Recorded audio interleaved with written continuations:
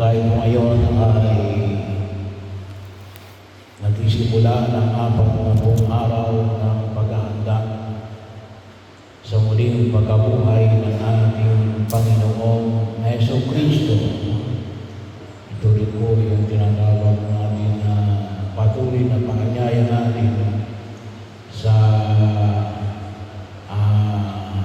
pagpapaalala ng ating pakikiisa kay Jesus sa loob ng 40 araw na siya ay pumunta sa disyerto para ilaan ang sarili sa panalangin, pag-aayuno, at ipinahayag ko sa banal na kasulatan yung kawang-gawa. Ito po yung tatlong bahagi na tatak ng isang mabuting Hudyo.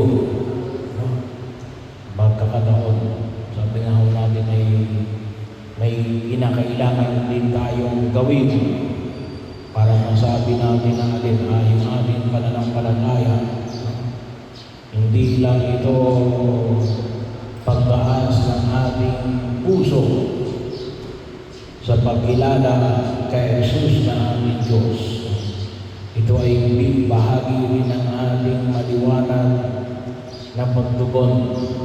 At sa panahon na ito, pinapaalala sa ating alin, yung patuloy nating nakikibaka laban sa kasamaan at sa kasalanan. So bahagi yun na kinakailangan natin na pagtibayin. Huwag tayo sabi ay going lang na kung sa ating lakas. Kasi yung kinakailangan natin panagad. May mga pagkakataon na makatutulong sa atin. Katulad na lang halimbawa ng mga araw na ito ay yung panahon ng pag-aayuno at abstinensya.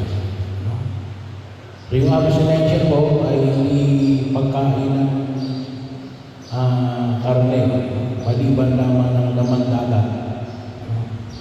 So, ang tutusin po, ito ay mula 14 years old hanggang mamatay.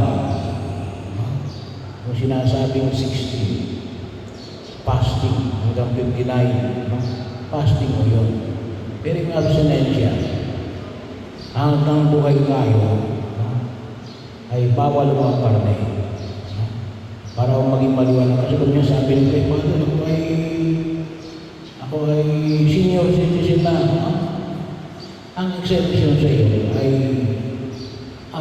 ang fasting.